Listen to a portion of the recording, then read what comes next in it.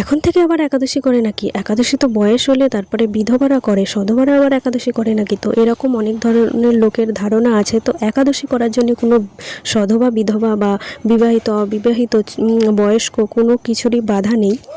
সকলেই একাদশী করতে পারবে। একাদশীর যে সঠিক নিয়ম আছে সেই নিয়ম অনুযায়ী পালন করতে হবে। পঞ্চশস্য ইত্যাদি অনেক কিছু যে কারণ নিয়ম আছে সেই নিয়মগুলো মেনে তারপরে একাদশী করলেই তবেই একাদশী পালনের ফল হবে। আর একাদশী শুধুমাত্র করলেই হবে না, তার পরের দিনে যে দ্বাদশীর যে পালনটা আছে সেই পালনটা সঠিক সময়ের মধ্যে, যে নির্দিষ্ট টাইমটা আছে সে তার মধ্যে পালন করতে হবে, তবেই কিন্তু একাদশীর ফলটা পাওয়া যাবে।